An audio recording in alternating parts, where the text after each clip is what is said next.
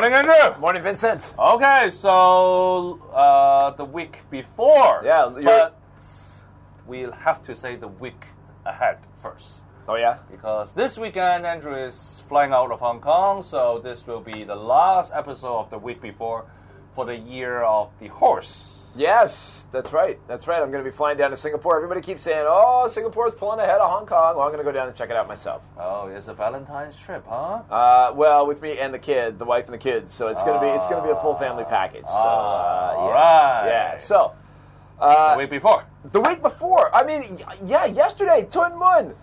Here's what, everybody knows about what happened in Tuen Mun yesterday. Parallel traders are down there doing their thing. They're ramping up. Yeah, pharmacies. Everybody's ramping up for Chinese New Year. There's a lot more of them coming through. Special buses taking them to Shenzhen Bay.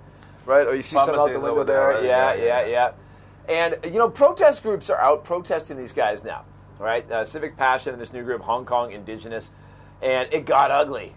Pepper spray, batons are getting spread around. In a shopping mall, in a shopping mall, the most, ultimately genteel of Hong Kong places, and people are getting pepper sprayed.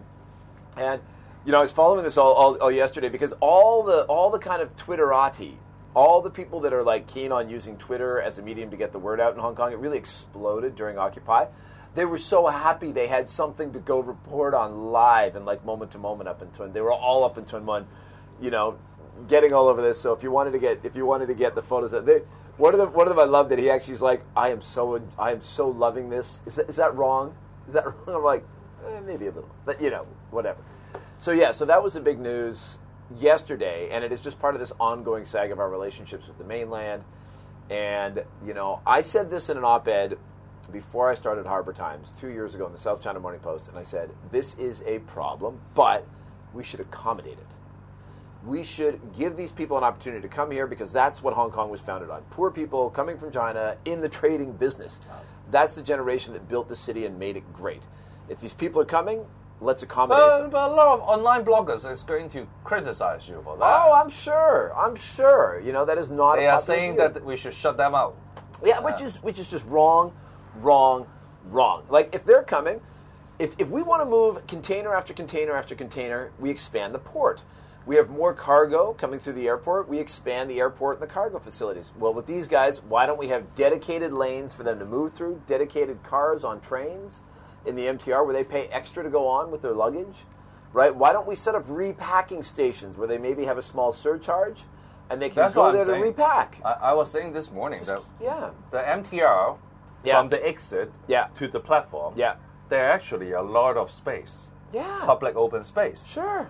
So instead of they're packing around the street, anywhere willy-nilly, and then where the goods may roll out on the road, and then the drivers beep beep beep beep all that, we should just put them down in the middle floor. Yeah, create designated zones. Maybe they pay $5 to go in there and repack.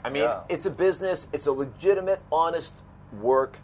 Why don't we accommodate these people? Makes everybody, they get what they want. We make some money. The MTR may not be able to charge a fee for that because it's public open space. But even if it is free, they should do it for corporate social responsibility. Well, if they're it's better to be more organized in an area indoor than outdoor. And the chaos. Yeah, right? Absolutely. Because if you had those designated spaces, then you could have the police would have a legitimate cause to come and say, hey, this is not the place for this. Move it over there. Go pay your $5 fee or no fee, as you've said. And just there, and then everybody happy. Residents are like, yes, it's happening, but it's being contained and out of my face. And if we have not done this, it is a failure on our part as a community, as a government, as for businesses to not. Yeah, the market should be resolving this. Not crazy people that we have to pepper spray and baton in shopping malls. That's just getting crazy. Wow. Speaking of indoor chaos, yes, that always brings us. We have an indoor chaos in our legislative council. Yes, of course. That's a nice segue. I like that. So the other big story last week, Public Works Subcommittee and Finance Committee, everybody, they're just trying to ram through the Innovation and Technology Bureau. ITB. Yep, the ITB. We've all been following that. It's also kind of come to the level of the Establishment Committee where they're trying to get posts funded, for the actual jobs that will make this thing happen. It's crunch time this week. And so, we're talking about the government said the deadline is Valentine's Day. Yeah, Valentine's Day. And we'll talk about that later in the week as we get closer. But, I mean, it's this whole thing about, where the one thing that was kind of interesting was the way the fisheries guys got inserted into this. And, I mean, it was like a little mini but kind of transparent episode of House of Cards.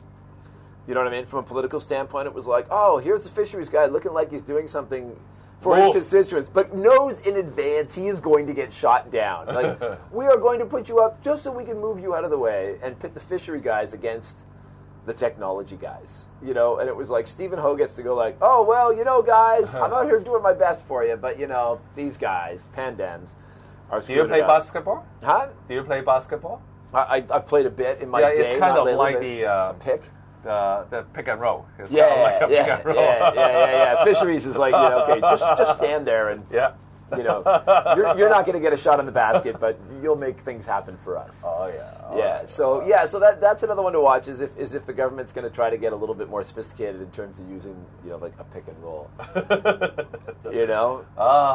So I think those were the things this week, is that you see some new forms of legislative maneuvers from our government and LegCo, and of course the continuing saga with day traders escalating. All right, so those are my picks. See you in the year of the Lamb. Yeah. After you've been to Singapore. All right. By then we'll know the final result of the ITB. Yep. They'll all be done. Cheers. See ya.